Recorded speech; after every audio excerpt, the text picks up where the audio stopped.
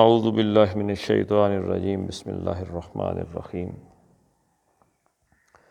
یا ایہا الذین آمنوا لا تخونوا اللہ والرسول وتخونوا اماناتکم وانتم تعلمون۔ صدق اللہ العظیم۔ رب اشرح لی صدری ویسر لی امری واحلل عقدۃ من لسانی یفقہوا قولی۔ اللہم صلی علی محمد وعلی آل محمد کما صلیت علی ابراہیم وعلی آل ابراہیم انک حمید مجید۔ اللہم بارک علی محمد وعلی آل محمد کما بارکت علی ابراہیم وعلی آل ابراہیم انک حمید مجید۔ ایک طرز جو ہے اس پہ کل گفتگو ہوئی تھی، جس کے آخر میں اللہ تعالیٰ نے فرمایا تھا لعلکم تشکرون، کہ تم زمین میں تھوڑے تھے، تعداد کم تھی، حالت کمزور تھی، دنیا تمہیں مارنے کے لیے تیار تھی، اللہ نے تمہیں ٹھکانہ دے دیا، اب شکر کرو۔ یہ تو اس کا پازیٹیو ہے کہ اللہ تعالیٰ نے ہمیں جو زندگی جو رزق دیا ہے اس کے بدلے میں اس کا شکر ادا کریں۔ اب اس کا نیگیٹو کیا ہے وہ یہاں پہ آ رہا ہے، یا ایھا الذین آمنوا۔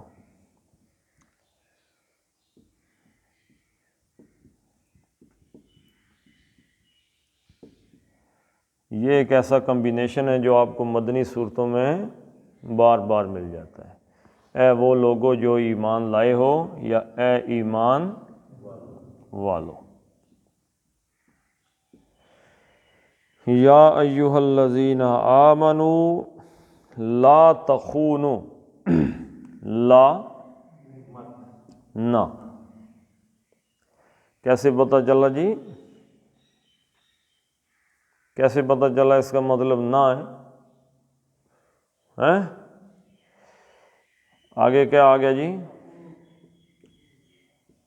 تخونو، خانہ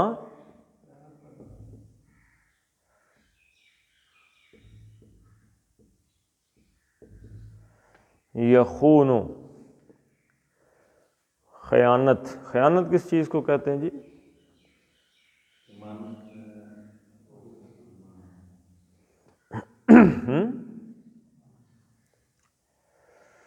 جو ذمہ داری لگ گئی اس میں کیا کر دیا جی؟ ڈنڈی مار گیا۔ ڈنڈی مارنے کو کیا کہتے ہیں؟ خیانت۔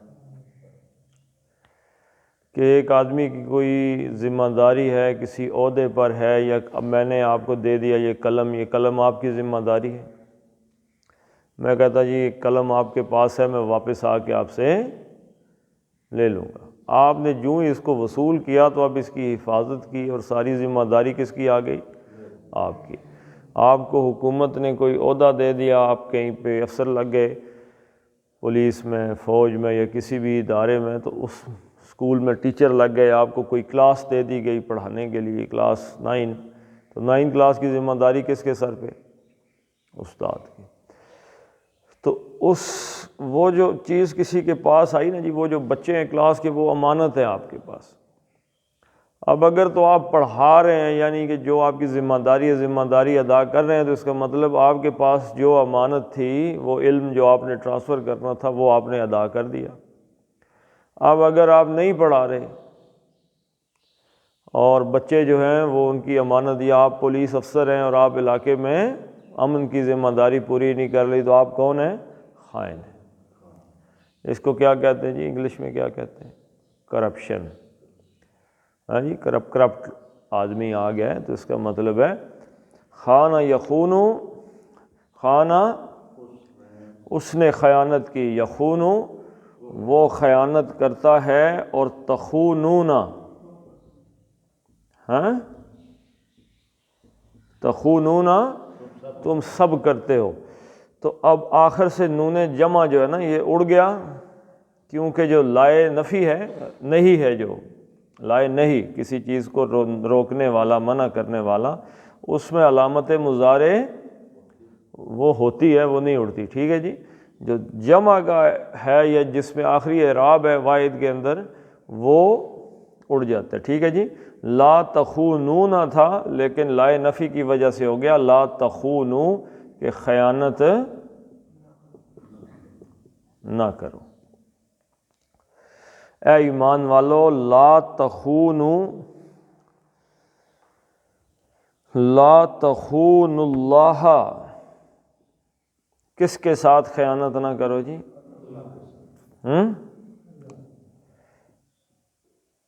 اللہ کے ساتھ. اور کس کے ساتھ خیانت نہ کرو؟ والرسول، یہ مفعول نمبر 1 ہے اس کا. اور الف لام کیا جی؟ خاص. خاص سے کیا مراد ہے؟ حضور صلی اللہ علیہ وسلم. رسول یہ دوسرا مفعول آ گیا تخونو کا. اور رسول صلی اللہ علیہ وسلم کے ساتھ، اللہ کے ساتھ خیانت کرنے کا کیا مطلب ہے؟ خیانت کرنے کا کیا مطلب ہے جی؟ وہ جو شکر گزاری کہا گیا تھا نا، شکر کرو. شکر نہیں کرو گے تو کیا کرو گے پھر؟ جو ذمہ داریاں اللہ تعالیٰ نے ہماری لگائی ہیں، ایک ذمہ داری تو وہ لگ گئی نا جو معاشرے نے ہماری لگا دی ہے. جس عہدے پہ ہم چلے گئے ہیں اس عہدے کی ایک ذمہ داری ہے. آپ کے کنٹرول میں 2 بندے آ گئے، آپ کے کنٹرول میں کوئی دکان آ گئی، آپ کے کنٹرول میں کچھ مال آ گیا. اب اس مال کی ذمہ داری یہ تو لگا دی معاشرے نے. اگر وہ صحیح رہے ٹناٹن تو اس کا مطلب ہے امانت میں خیانت نہیں ہو رہی. سب سے پاکیزہ روزی کس کی ہو سکتی ہے؟ مستری کی، مزدور کی. پیسے کم ملتے ہیں لیکن یہ ہے کہ سارا دن کام کرتا رہتا ہے، شام کو پیسے جیب میں ڈالے اور کیا. لیکن اگر وہ ڈنڈی مارے تو وہ جو پیسے لے رہا ہے ان میں کیا ہو گئی؟ خیانت ہو گئی. لیکن ایک ذمہ داری تو یہ ہے جو معاشرہ ہماری لگاتا ہے. ایک ذمہ داری کس نے لگائی ہے؟ اللہ نے لگائی ہے. ایک ذمہ داری کس نے لگائی ہے؟ رسول اللہ صلی اللہ علیہ وسلم نے لگائی ہے. کیا ذمہ داری اللہ کی ذمہ داری کیا ہے جی؟ اللہ نے دنیا میں کوئی کام کرنے کے لیے بھیجا ہے؟ وَمَا خَلَقْتُ الْجِنَّ وَالْإِنسَ إِلَّا لِيَعْبُدُونَ. اللہ نے بھیجا ہے کہ جاؤ میری عبادت، میری بندگی کرو، میری غلامی اختیار کرو. اب اگر اللہ کی غلامی میں ہم اللہ کے بجائے کسی اور کی غلامی شروع کر دیں، اور رسول کیوں بھیجے؟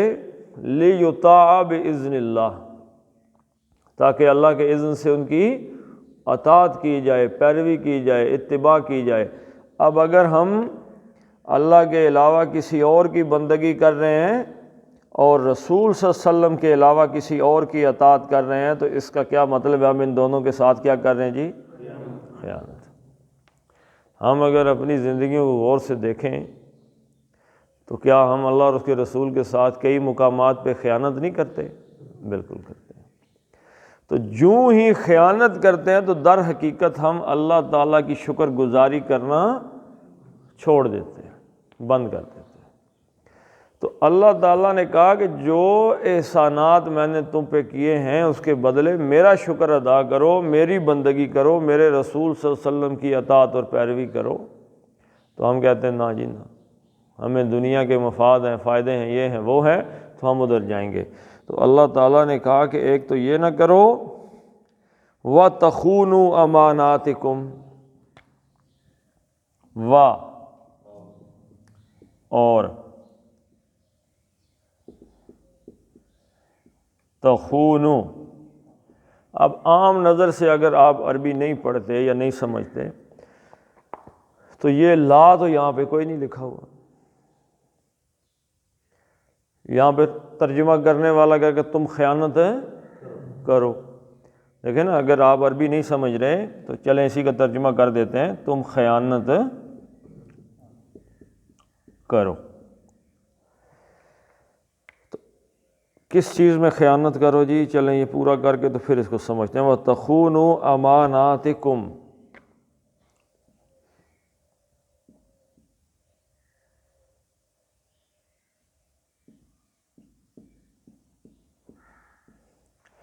اماناتی. امانت کس چیز کو کہتے ہیں؟ جو کسی کے امان میں، کسی کی چیز میرے امان میں آ گئی، میرے امان میں آ گئی ہے تو یہ کیا بن گئی؟ امانت بن گئی نا۔ یعنی میں نے آپ کو قلم دیا تو مجھے یقین ہو گیا جی کہ میں قلم اگر یہیں پھینک کے چلا جاؤں تو اس کے ضائع ہونے کا، ٹوٹنے کا، خراب ہونے کا، چوری ہو جانے کا اندیشہ رہے گا۔ ہو سکتا ہے نہ چوری، ہو سکتا ہے کہ ہو جائے، کیونکہ یہ کسی کی امان میں نہیں۔ چوری جو ہے نا، یہ چوری کے جو انگریڈینٹس ہیں ان میں ایک یہ بھی ہے کہ وہ آپ کی کسٹڈی کے اندر ہونا چاہیے، آپ کی سیف جو علاقہ ہے آپ کا، یعنی آپ کی کوئی ایسی چیز جو آپ کے چار دیواری کے اندر پڑی ہوئی ہے، تو وہاں سے کوئی اٹھا کے لے جائے تو یہ چوری ہے۔ تو اگر باہر کوئی چیز، آپ قلم گلی میں گر گیا ہے تو گلی سے کسی نے قلم اٹھا لیا ہے تو یہ چوری، ماں سوائے اس کے کہ وہ نام قلم آپ کے نام پہ رجسٹرڈ ہو اور پتہ ہو لوگوں کو کہ یہ قلم نہیں اٹھانا۔ جیسے گاڑی ہو گئی، گاڑی آپ گلی میں کھڑی کر دیں تو وہ ایک اور چیز ہے۔ تو آپ کی امانت میں جو چلی، ٹھیک ہے جی، امانتیں، امانات ہی ایک ہے، امانتن واحد ہے، یہ گول طے ہو گیا نا۔ اور جہاں پہ یہ بن گیا اماناتی، اس کا کیا مطلب ہو گیا جی؟ جمع ہو گیا نا۔ جو مؤنث ہے نا، آتی، آتن، آتن وغیرہ، ٹھیک ہے جی، یہ آتن ہی تھا لیکن یہ آگے اس کے آ گیا کم، اور اسم کے ساتھ ضمیر آ جائے تو کیا بن جاتا ہے؟ مضاف، مضاف الیہ، تو یہ مضاف بنا تو اس کی تنوین ختم ہو گئی۔ اماناتکم، اپنی یا تمہاری اپنی امانتوں میں، امانتوں میں کیا کرو؟ تم خیانت کرو۔ اگر آپ عربی نہیں جانتے تو اس کا ترجمہ کیا ہوگا؟ وَتَخُونُوا أَمَانَاتِكُمْ، ترجمہ یہی بنتا ہے۔ اب دو چیزیں یاد رکھیں اور دعا دیں علماء کو کہ جنہوں نے عربی گرامر کو سمجھنا، پڑھنا اتنا آسان کر دیا ہے کہ مجھ جیسے نااہل آدمی آپ کو پڑھا رہے ہیں۔ ہم تو علماء کے قدموں کی خاک بھی نہیں نا جی، ہمیں تو جو دو چار ٹپے آتے ہیں آپ کو پڑھانا شروع کر دیا ہے۔ ویسے تو جو حقیقت ہے وہ تو انہی لوگوں سے مل سکتی ہے جنہوں نے اس چیز کو سمجھا ہے۔ تو وَتَخُونُوا، اب دو چیزیں، ایک تو یہ واو جو ہے نا جی، عطف اس لام پر ہے، یعنی یہ عطف کی وجہ سے بھی اس کے اندر شریک ہو گیا ہے کہ یہ واو لگا نا تو یہ تخونو، اس تخونو کے ساتھ آیا تو اس لا کو معذوف سمجھ لیا گیا کہ معذوف نہیں، عطف کی وجہ سے یہیں پہ لکھا ہوا یہ بھی، لیکن یہ بھی آپ کہیں گے جی یہ کیسی بات کر رہا ہے۔ دوسری چیز دیکھیں کہ اگر ہو کہ تم کرو تو کون سا فعل بن جائے گا؟ امر بن جائے گا۔ امر بن جائے گا تو یہ تے آئے گی، پھر علامت مضارع تو نہیں آئے گی نا۔ علامت مضارع کب آتی ہے؟ لائے نہیں کے بعد آتی ہے، ٹھیک ہے جی۔ وَتَخُونُوا آ گیا، تخونو آیا تو پتہ چل گیا ہمیں کہ یہ تے آئی ہے تو یہ نہیں کی ہے، اور یہ لام اس کے ساتھ ہی پڑھا جا رہا ہے، لا اس کے ساتھ پڑھا جا رہا ہے کہ لا تخونوا اماناتکم، اور اپنی امانتوں کے اندر بھی خیانت۔ اگر کسی نے تمہارے پاس کوئی امانت رکھ دی ہے، یعنی دونوں چیزیں آ گئی نا، جیسے میں نے آپ کو پہلے بتایا کہ کوئی دنیا کی وجہ سے معاشرے میں جیسے کوئی افسر لگ گیا، کسی اسٹور کا انچارج لگ گیا، کسی کیس کوئی آ گیا، کسی وکیل کے پاس، کسی ڈاکٹر کے پاس کوئی مریض آ گیا، تو وہ بحیثیت امانت ہے اس کے سامنے کہ اپنا پورا جو اس کے پاس لیگل یا اس کے پاس جو ایک میڈیکل نالج ہے وہ اس پہ اپلائی کر کے اس کو اپنا پورا حق ادا کرے۔ اگر کسی مستری سے کسی نے کہہ دیا دیوار کھڑی کرنی ہے تو اس کے دماغ میں ایک دم واعظم کہتا ہے جی کہ دیوار کسی نے پتہ نہیں فرش لگانا تھا اس کا غسل خانے کا، تو بندے نے بلایا، اس نے مستری صاحب کو کہا جی کہ یہ ٹوائلٹ ہے، اس کا فرش بنانا ہے۔ تو ٹوائلٹ کتنا بڑا ہوتا ہے جی؟ چھوٹا سا ہی ہوتا ہے۔ تو کسی نے کال کی، اس نے کہا جی کہ پتہ نہیں آ جاؤ، تو اس نے کہا جی 1 سال کا کام مجھے مل گیا ہے۔ تو یعنی کام کتنا ملا تھا؟ 1 ٹوائلٹ کا۔ اس نے کہا جی 1 سال کا کام مل گیا مجھے الحمدللہ۔ تو اس نے کہا جی کیسے؟ اس نے کہا پتہ نہیں، اس نے فرش اونچا لگا دیا کہ نیچا لگا دیا۔ اب گھر والوں نے کہا جی یہ فرش تو نیچے چلا گیا، انہوں نے کہا باقیوں کو سیدھا کرو، سیدھا کرتا کرتا سال وہیں پہ کوئی دیوار کھڑا تو ایک تو طریقہ کار یہ ہے، تو اس میں گڑبڑ کرنے کا۔ تو خیانت کیا ہے کہ اگلے آدمی کو جھوٹ بول کے یا اس کا مال گڑبڑ کر دیا بندہ، تو وہ ہوگی خیانت۔ یہ ہو گئی ہماری اپنی خیانتیں، اور ایک اللہ اور اس کے رسول کے ساتھ خیانت ہے اللہ کی بندگی میں اور حضور صلی اللہ علیہ وسلم کی اطاعت میں، یہ دونوں نہ کرو۔ یعنی دین کے لیول پہ بھی تمہارا مقام ہونا چاہیے اور دنیا میں بھی تمہاری ایک مسلمان دیکھیں نا، وہ کون سا مسلمان ہے جو دنیا میں دھوکے باز اور جھوٹا مشہور ہو؟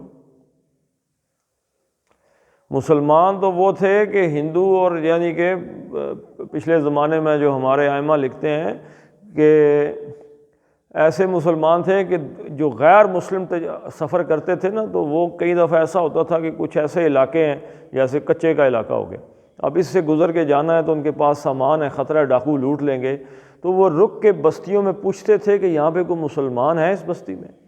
جی ہے، تو اس کے پاس اپنا مال بطور امانت رکھ جاتے تھے کہ مسلمان میرے ساتھ دھوکہ نہیں کرے گا۔ وہ جانے والا خود ہو سکتا ہے غیر مسلم ہو۔ تو جب مسلمان کی یہ پہچان ختم ہو گئی نا جی، مسلمانوں میں کیا آ گئی؟ کرپشن آ گئی، کرپٹ ہو گئے مسلمان۔ تو جب دنیاوی معاملات میں کرپٹ ہوئے تو اللہ اور اس کے رسول کے ساتھ تو ویسے ہی ہو گئے۔ تو یاد رکھیں کہ مسلمان کی اللہ کے نبی صلی اللہ علیہ وسلم سے جب بات کی گئی، ہاں جی مسلمان جو ہے زانی ہو سکتا ہے ایک مومن، جی ہو سکتا ہے، چور ہو سکتا ہے، جی چور بھی ہو سکتا ہے، کر سکتا ہے نا چوری کبھی، اچھا جی بزدل ہو سکتا ہے، حضور نے فرمایا جی ہو سکتا ہے، جھوٹا ہو سکتا ہے، نہیں جی جھوٹا نہیں ہو سکتا، مومن جھوٹا نہیں ہو سکتا۔ جھوٹا نہ ہونے کا مطلب یہ ہے کہ مومن کی زبان کا اعتبار ہے۔ اگر زبان کا اعتبار نہیں ہے تو اللہ کے رسول نے فرمایا مومن نہیں ہے کوئی۔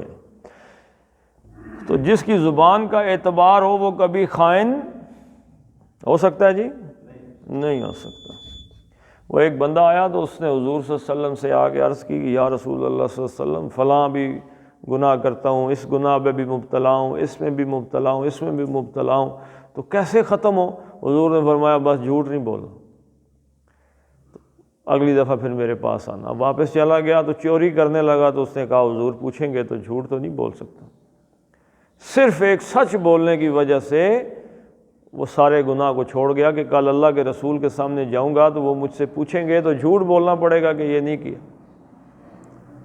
دیکھیں نا حضرت کعب بن مالک رضی اللہ تعالیٰ عنہ کا جو واقعہ مشہور و معروف، غزوہ تبوک سے واپس آئے تو منافق آئے حضور صلی اللہ علیہ وسلم کے پاس، بہانے بنا رہے ہیں، کوئی کہہ رہا ہے جی حضور گھر میں یہ مسئلہ تھا، کوئی کہہ رہا ہے جی اماں بیمار ہو گئی، کوئی کہہ رہا ہے جی بیوی بیمار ہو گئی، کوئی ہزار۔ حضور صلی اللہ علیہ وسلم کو تو پتہ منافق ہیں، وہ آتے اور آگے کہتے جی حالات بڑے خراب تھے، تنگ تھے، گاڑی نہیں، موٹر سائیکل یہ وہ، گھوڑا نہیں ہے، ہاں جی بیوی بیمار ہے، ماں، حضور فرماتے ٹھیک ہے جاؤ۔ اتنی دیر میں حضرت کعب بن مالک آئے رضی اللہ تعالیٰ عنہ، سچے مومن تھے، ہر جہاد میں حصہ لیا۔ تو وہ جب آئے تو فرماتے ہیں کہ حضور صلی اللہ علیہ وسلم کے چہرے پہ ایک معنی خیز مسکراہٹ آ گئی کہ یہ تو منافق نہیں ہے، یہ آگے کیا کہے گا؟ تو وہ کہتے ہیں جی میں نے فیصلہ کر لیا سچ ہی بولنا ہے، جو کچھ بھی ہو جائے۔ تو حضور صلی اللہ علیہ وسلم کے سامنے آگے بیٹھا، حضور نے فرمایا آگے سے مسکرا کے ہاں بھائی آپ بتائیں آپ کو کیا مسئلہ ہو گیا تھا؟ انہوں نے کہا یا رسول اللہ صلی اللہ علیہ وسلم کوئی مسئلہ نہیں ہوا، جتنا امیر میں آج کل تھا کبھی نہیں تھا، جتنا آسان آج کل تھا کبھی نہیں تھا، جتنا صحت مند آج کل تھا کبھی نہیں تھا، بس آلک چڑھ گیا، ابھی نکلتے ہیں جی، شام کو نکلتے ہیں، صبح نکلتے ہیں، کل چلا جاؤں گا، کرتے کرتے پھر مجھے یقین ہو گیا کہ میں نہیں پہنچ سکتا، ساری کی ساری غلطی میری ہے۔ اللہ کے رسول نے فرمایا جاؤ جب تک کہ اللہ کا فیصلہ نہ آ جائے۔ تو واپس چلے گئے اور باہر نکلے، حضور صلی اللہ علیہ وسلم نے فرمایا 3 آدمی تھے، ایک حضرت کعب بن مالک، 2 اور۔ حضور نے فرمایا مدینے والوں سے ان کے ساتھ بات چیت ختم، کوئی بندہ بات نہ کرے۔ آج کل تو آپ کے پاس کمپیوٹر ہے، موبائل ہے، اور ہزار جگہ ادھر سے نکلو جناب، قبیل والے بات نہیں کر رہے تو یہاں سے گاڑی میں بیٹھو گجر خان والوں سے گپ شپ لگاؤ، وہاں پہ نہیں بات کر رہے تو سندھ میں چلے جاؤ، وہاں گپ شپ لگاؤ۔ اس وقت تو یہ زمانہ نہیں تھا، مدینے کے اندر ہی رہنا ہے، حضور سے تو دور نہیں جا سکتے۔ اور مدینے میں کوئی بات نہیں کر رہا، اور اس کیفیت میں 40 دن گزر گئے۔ وہ کہتے ہیں جب میں واپس گیا تو سب نے مجھے کہا کہ کیوں کوئی بہانہ بنا لیتے، ہر بندہ بہانہ بنا رہا تھا تو تم بھی بنا لیتے بہانہ۔ تو کہتے ہیں ابھی میں سوچ رہا تھا کہ کیا کروں کیا نہ کروں، پتہ چلا 2 صحابی اور بھی ہیں جنہوں نے یہ بات کہی ہے، تو انہوں نے کہا چلو 2 سچے اور بھی ہیں، میں جھوٹ نہیں بول سکتا، تو پکے ہو گئے۔ اب 40 دن، اور 40ویں دن ایک بندہ آتا ہے اور وہ آگے کہتا ہے کہ بیویوں سے بھی کہو چلو جاؤ۔ بیوی بھی نہیں بات کر سکتی، پہلے بیوی تو کر رہی تھی نا بات، پانی دے دو کھانا دے دو، بیوی بھی نہیں کر سکتی۔ 10 دن مزید۔ وہ کہتے ہیں کہ میں مسجد میں جاتا تھا، جوں ہی میں کرتا نا اللہ اکبر، تو حضور صلی اللہ علیہ وسلم مجھے دیکھتے پھر میری طرف، اور جوں ہی میں کرتا السلام علیکم ورحمۃ اللہ تو حضور کا چہرہ دوسری طرف ہو جاتا۔ وہ کہتے ہیں مجھے ڈر اس بات کا تھا کہ اگر ان دنوں میں مر گیا یا حضور صلی اللہ علیہ وسلم دنیا سے چلے گئے تو میری بخشش کا معاملہ ختم ہو جائے گا۔ 50ویں دن جا کے تو پھر اللہ تعالیٰ کی طرف سے جو بشارت آئی سورہ توبہ کے اندر، اس سے اگلی سورت سورہ توبہ، اس میں وہ آیات آ جائیں گی کہ 3 لوگوں کا معاملہ جو اللہ تعالیٰ نے روکا تھا، اللہ نے ان کو معاف کر دیا اور ان کی تعریف میں کلمے کہے۔ کہتے ہیں جو آیات نازل ہوئیں تو میں نے پھر یہ تہیہ کیا کہ جس سچ کی وجہ سے اللہ تعالیٰ نے رہتی دنیا تک ہمارا ذکر قرآن حکیم میں کر دیا ہے نا، آج کے بعد میں کبھی مذاق میں بھی جھوٹ نہیں بولوں گا۔ سچ کی یہ اہمیت ہے، اور مسلمان سچ کی خاطر جان دے سکتا ہے، جھوٹ نہیں بول سکتا۔ لیکن افسوس کہ آج ہمارا معیار جو ہے وہ گرتے گرتے یہاں تک آ گیا ہے کہ بے مقصد جھوٹ۔ وَأَنْتُمْ تَعْلَمُونَ، اور انتم، واو کے بعد ضمیر آ جائے تو کس حالت میں ہوتے جی؟ حالت میں بیان، ٹھیک ہے جی، حالت۔ حالانکہ تم تعلمون،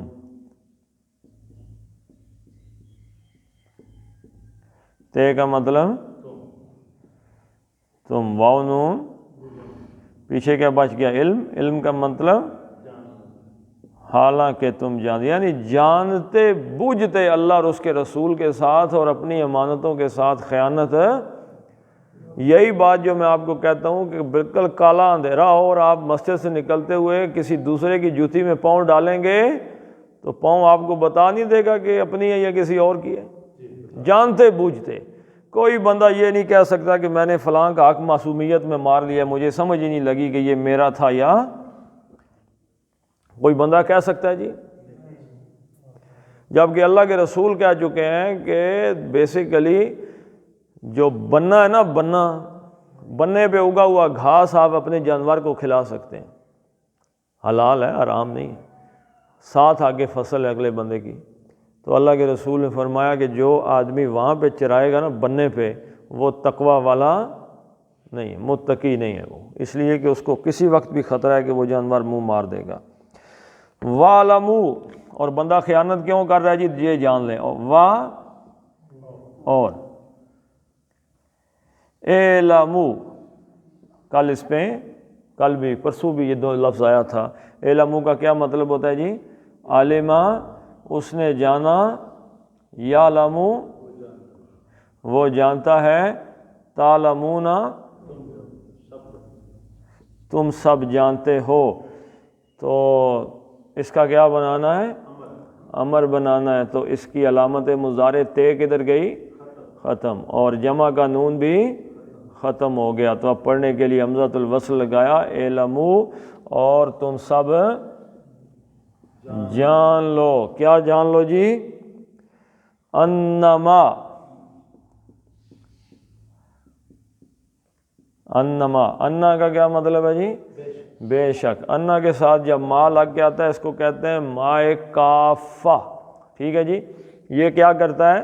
انا کے عمل کو ختم کر دیتا ہے۔ انا کا عمل کیا ہے جی؟ انا کا عمل یہ ہے کہ وہ اپنے اسم کو زبر دے دیتا ہے۔ انا کا مطلب، انا کا جو اسم ہے اس کو کیا دے دیتا ہے؟ زبر دے دیتا ہے۔ ان اللہ علی کل شیء، قرآن میں واللہ علی کل شیء قدیر، اور اللہ ہر شے پہ قادر ہے۔ اور جب انا کے ساتھ آیا تو ان اللہ، انہوں نے کیا کیا؟ اللہ کو، اللہ کی پیش کو کیا کر دیا؟ زبر۔ لیکن جب انہ کے ساتھ ما آتا ہے تو وہ اس کے عمل کو ختم کر دیتا ہے، تو اس کا ترجمہ تو وہی ہوگا بے شک، اور دوسرا حصر کا مفہوم پیدا کرتا ہے، یعنی صرف اور ہی کا مفہوم لے آئے گا۔ وَاعْلَمُوا، جان رکھو، انما اموالکم، اموالکم، اب اگر ما نہ ہوتا تو اموالا ہو جاتا، ٹھیک ہے جی، اموالن کی جگہ اصل میں تھا اموالن، مالن کی جمع اموالن، مال کی جمع اموال، تو دو پیشیں کیوں نہیں آئیں؟ اس لیے کہ اسم کے ساتھ ضمیر آئی تو مضاف مضاف الیہ، یہ مضاف بن گیا، ایسے ترجمہ ہوگا تمہارے مال، جان لو بے شک کہ تمہارے مال، و اولادکم، و اور اولادکم، ایسے ترجمہ ہوگا مضاف مضاف الیہ کی وجہ سے، تمہاری اولاد، تمہارے بچے، اولاد کس کو کہتے ہیں؟ بچوں کو، جو آگے بیٹے پوتے، یہ ساری نسل جو ہوتی ہے آدمی کی، اور تمہاری اولاد بیٹے بیٹیاں، وَاعْلَمُوا أَنَّمَا أَمْوَالُكُمْ وَأَوْلَادُكُمْ، بے شک تمہارے مال اور تمہارے اولاد کیا ہے جی؟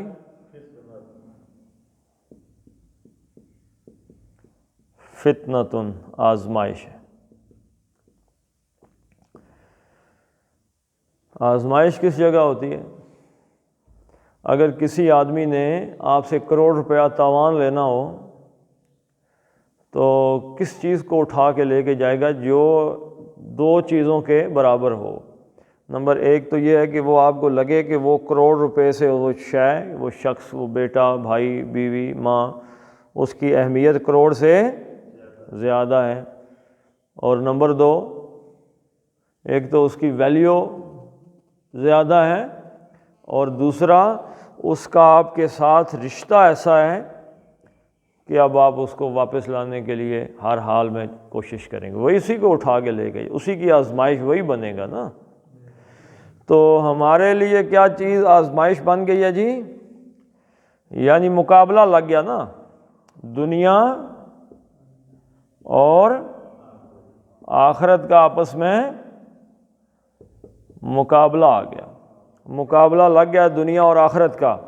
آخرت کے مقابلے میں کیا چیز ہے دنیا کی کہ جو ہمیں آخرت ہماری ضائع کر رہی ہے؟ آخرت ضائع کرنے کا مفہوم آپ کو پچھلی آیت میں سمجھ آیا، کیا وہ کیا چیز ہے جو ہمیں اللہ اور اس کے رسول کے ساتھ خیانت کرنے پہ مجبور کرے، جس کی وجہ سے ہم اللہ رسول کے ساتھ اور لوگوں کے ساتھ خیانت کر رہے ہیں؟ وہ وجہ کیا، وہ فتنہ کیا ہے؟ اموالکم و اولادکم،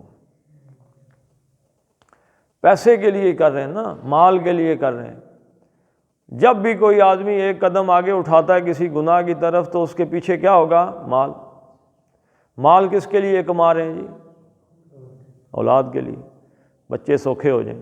آج آپ اگر جائیں، اور ہمارے ملک میں تو کسی کے پاس کتنے پیسے ہوں گے؟ ہزاروں نہیں، لاکھوں میں لوگ ہوتے ہیں جن کے پاس کوئی اتنا پیسہ ہو کہ وہ کہہ سکے جی میرے پاس ماشاءاللہ کوئی 30-40 کروڑ ہے، یا نیزہ شیزہ پھینکو ارشد ندیم کی طرح تو اللہ کے فضل سے 35-36-40 کروڑ روپیہ تو ایک دم ایسے ہاتھ آ گیا، تو یہ تو ایک جادوئی نظام ہو گیا نا۔ تو عام طور پہ بندے کیا کرتے ہیں، کسی نہ کسی گڑبڑ کے ذریعے یا حلال کے ذریعے، دونوں طریقے موجود ہیں، تو انہوں نے پیسے کتنے بنا لیے جی؟ 10 کروڑ بنا لیے، 20 کروڑ، 30 کروڑ، 50 کروڑ اکٹھا کر دیا۔ کس کے لیے کیا؟ اولاد کے لیے۔ ان کی اولادیں کرتی ہیں عیاشیاں، جیسے ابھی آپ نے وہ جو کپڑے کی فیکٹری کی مالکن ہے، 2 فیکٹریوں کی سی او ہے اور باقیوں کے بورڈ آف ڈائریکٹرز میں شامل ہے، وہ پاگل ہو گئی، یعنی عدالت نے اس کو ایسے بری کرتے ہیں ہماری عدالت کے لوگ، پیسہ ہونا چاہیے۔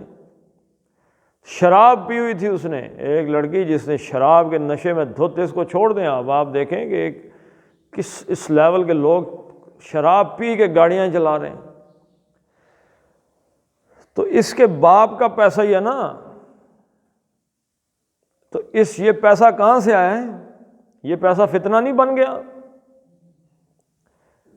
یہی پیسہ فتنہ بن گیا ہمارے لیے۔ پیسے کو دیکھا، دولت کو دیکھا، ایک دم اللہ رسول بھول گئے، اپنی آخرت بھول گئی، دماغ میں آ گیا جی ماشاءاللہ گھر تھوڑا سا اور بڑا کر لیں، اس میں فلاں آسائش کر لیں، گاڑی تھوڑی سی بڑی لے لیں، کاروبار کو تھوڑا سا اور بڑھا لیں۔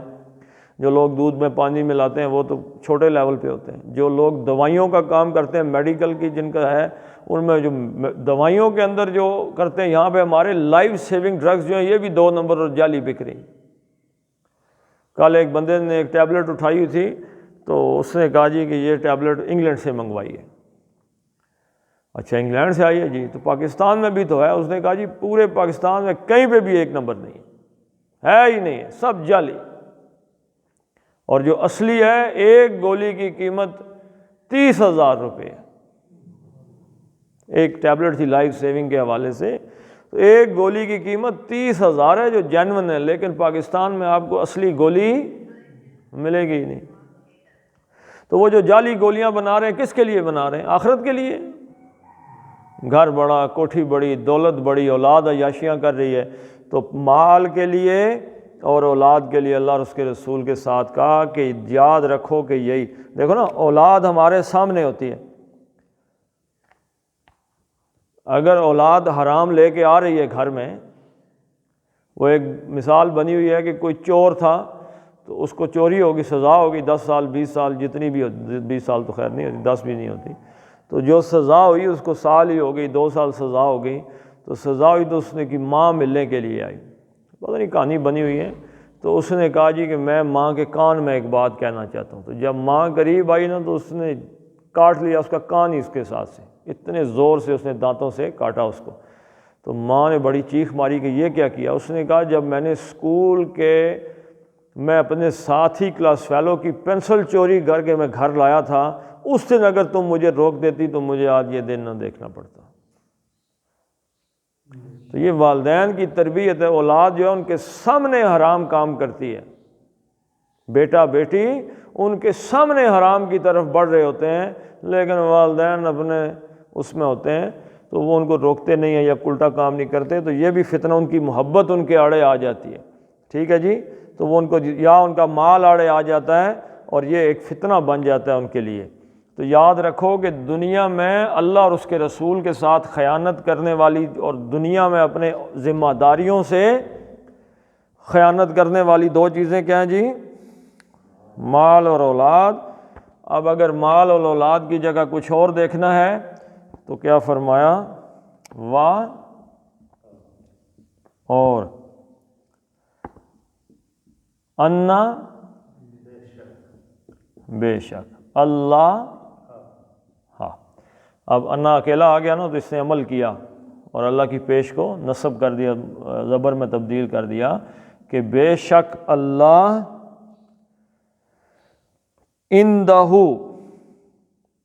اندہ پاس ہو، اس کے، کس کے پاس جی؟ اللہ کے پاس۔ وَأَنَّ اللَّهَ عِندَهُ، اور بے شک اللہ ہی ہے جس کے پاس ہے اجرن۔ اجرن کا کیا مطلب ہے جی؟ بدلہ۔ بدلہ کس چیز؟ اجرت اسی سے نکلا ہے نا، اجرت۔ اجرت کس چیز کو کہتے ہیں؟ آپ نے مختلف جو بڑے سٹور وغیرہ ہوتے ہیں یا یہ جو ٹیک اوے ٹائپ کھانے کی چیزیں ہوتی ہیں، یہ سموسے، برگر شرگر، وہاں پہ آپ نے عام طور پہ نا ایک پوسٹر لکھا ہوا دیکھا ہوگا کہ یہاں مزدوروں کو روزانہ کی بنیاد پر اجرت دی جاتی ہے۔ اجرت کس چیز کو کہتے ہیں؟ کام کیا اور اس کی مزدوری لی، اس کا بدلہ لے لیا، اس کو کہتے ہیں اجرت۔ یعنی یہ جو دنیا میں تم اللہ اور اس کے رسول کے ساتھ امانت داری کا کام کرو گے تو اس کا بدلہ کس کے پاس ہے؟ عندہ اجرن، اور پھر صرف اجر نہیں ہے بلکہ عظیم۔ عظیم کا کیا مطلب ہے جی؟ ہیں عام طور پہ بڑا کہہ دیتے ہیں اس کو، بڑا نہیں۔ عظیم 2 طریقے پہ استعمال ہوتا ہے، کبھی عذاب کے ساتھ آ جاتا ہے، عذاب عظیم، ایک دہشت ناک عذاب کی طرف اشارہ کرتا ہے، بڑا دہشت ڈرا دینے والا دہشت ناک، اور کبھی اجر کے ساتھ آ جاتا ہے اور اچھے طرز پہ آ جاتا ہے۔ تو یہاں پہ اس کا ترجمہ ہوگا شاندار، بڑا بھی ہوگا، بڑا شاندار، ٹھیک ہے جی، ایک بڑی شان والا، عظمت والا بدلہ ملے گا وہاں پہ۔ جو بدلہ ہے اس میں عظمت ہے، عزت ہے، بڑا مقام ہے وہاں پہ۔ تو یہ یہاں پہ حلال کی وجہ سے بھوک کاٹ لے گا، اپنا پیٹ کاٹ لے گا حلال کی وجہ سے، ایسا نہیں ہے کہ وہ آگے جا کے بھی بھوکا ہی رہے گا، آگے جا کے اس کو بدلہ بہت اعلیٰ ملنے والا ہے۔ تو اللہ تعالی ہمیں دنیا میں اللہ اور اس کے رسول کے ساتھ خیانت کرنے سے محفوظ رکھے۔ پڑھ لیتے ہیں جی، یا ایھا الذین آمنوا لا تخونوا اللہ والرسول وتخونوا اماناتکم وانتم تعلمون واعلموا انما اموالکم واولادکم فتنۃ وان اللہ عندہ اجر عظیم۔ صدق اللہ العظیم۔ اللہم صلی علی محمد وعلی آل محمد کما صلیت علی ابراہیم وعلی آل ابراہیم انک حمید مجید۔ اللہم بارک علی محمد وعلی آل محمد کما بارکت علی ابراہیم وعلی آل ابراہیم انک حمید مجید۔ اللہم اغفر لہم وارحمہم وحاسبہم حسابا یسیرا وادخلہم الجنہ واعذہم من عذاب القبر ومن عذاب النار۔ اللہم اذہب الباس رب الناس واشف انت الشافی لا شفاء الا شفاؤک شفاء لا یغادر سقما۔ ربنا هب لنا من ازواجنا وذریاتنا قرۃ اعین واجعلنا للمتقین اماما۔ ربنا فاغفر لنا ذنوبنا وکفر عنا سیئاتنا وتوفنا مع الابرار۔ وصلی اللہ تعالی علی خیر خلقہ محمد وعلی آلہ وصحبہ اجمعین برحمتک یا ارحم الراحمین۔